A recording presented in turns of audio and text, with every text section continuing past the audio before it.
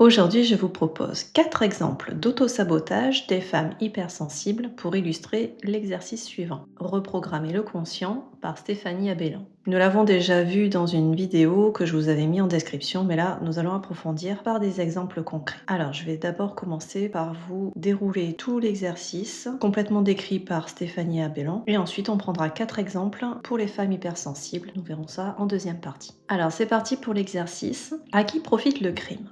Vous êtes bloqué dans un schéma d'auto-sabotage. Malheureusement, vous êtes seulement le témoin de la scène, car tout se passe à un niveau très inconscient.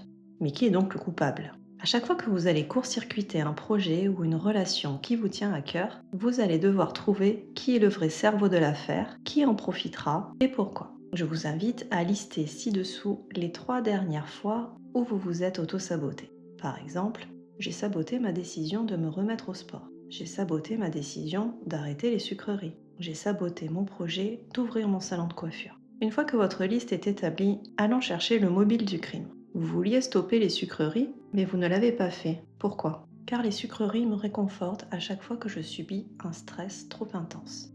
Vous vouliez vous remettre au sport, mais vous ne l'avez pas fait. Pourquoi ? Car j'ai l'impression que malgré ma bonne volonté, mon corps ne sera jamais comme je le souhaite et que mes efforts ne servent à rien. Vous vouliez ouvrir votre salon de coiffure, mais vous ne l'avez pas fait. Pourquoi ? Car les temps sont durs. Il faut beaucoup de papier pour être en règle et je risque de travailler énormément.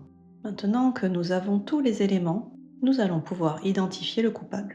Vous aviez besoin de sucreries car vous subissez un stress intense. Le coupable n'est personne d'autre que votre enfant intérieur qui se sentait délaissé et qui trouvait dans la nourriture un réconfort instantané. Vous avez l'impression que le sport ne fonctionne pas sur vous et ne vous apporte rien. Le coupable n'est personne d'autre que votre ego, qui place la barre beaucoup trop haut et exige de vous des résultats immédiats. Vous êtes bloqué dans votre projet d'ouverture de salon. Le coupable n'est personne d'autre que la peur, qui vous amène à trouver des dizaines d'excuses pour ne pas vous lancer. Afin de modifier votre vision de chacune de ces situations, nous allons remplir le tableau des bénéfices secondaires que vous en tirez en cherchant ce qui se cache derrière chaque parade de protection de la façon suivante. Quand je mange trop de sucreries, je prends du poids, mais je me sens rassurée. Bénéfice secondaire, je préfère alors me sentir mal dans mon corps que dans mon cœur. Quand j'abandonne les cours de sport, je me sens déprimée et je culpabilise, mais je me sens alignée. Je suis alignée avec ce sentiment de mésestime et de manque de confiance en moi. Et ce conflit interne s'arrête. Quand je renonce à monter mon salon de coiffure, je suis rassurée. Le danger de tout ce que peut impliquer ce chamboulement s'éloigne et je me sens à nouveau en sécurité dans ma routine. Arrivez-vous à percevoir ce que vous gagnez dans chacune des situations dans lesquelles vous vous auto-sabotez ? Il y a toujours des bénéfices lorsque nous faisons un choix. Les bénéfices secondaires sont bien souvent le ciment qui nous lie à notre mensonge intérieur. Par exemple, une femme qui n'aime plus son mari peut préférer souffrir en amour plutôt que de perdre tous les biens matériels et le train de vie qu'elle possède. Sur l'échelle de la souffrance, rester avec son mari est moins pénible que se retrouver sans argent.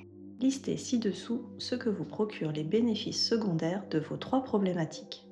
Relisez régulièrement vos réponses afin de ne pas rester dans le déni de votre propre sabotage. À chaque fois que vous sentez que vous utilisez une excuse, changez-la pour une vérité.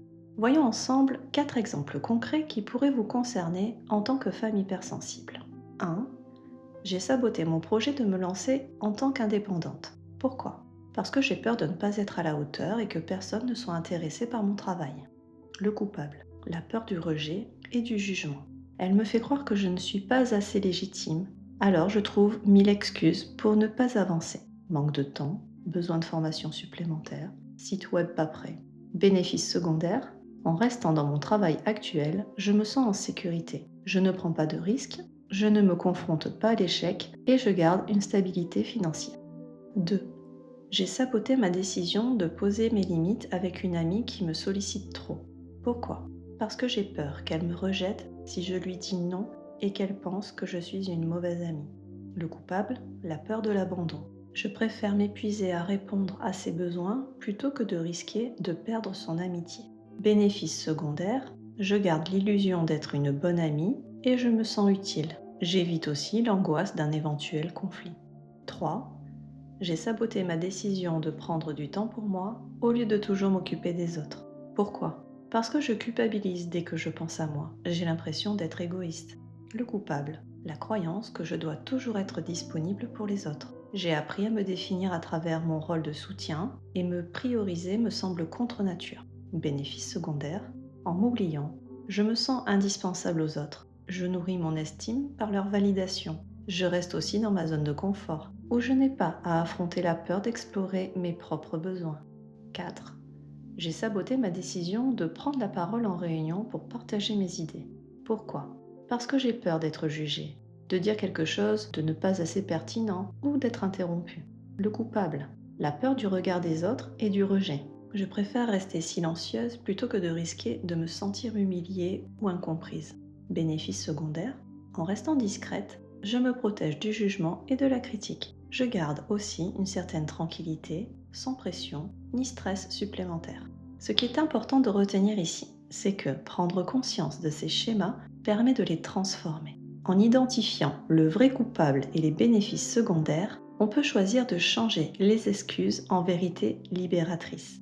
À chaque fois que vous sentez un schéma d'autosabotage émerger, rappelez-vous à qui profite le crime et remplacez la peur par un choix conscient. Est-ce que ces exemples vous parlent? Dites-le moi en commentaire. Je vous dis à la semaine prochaine.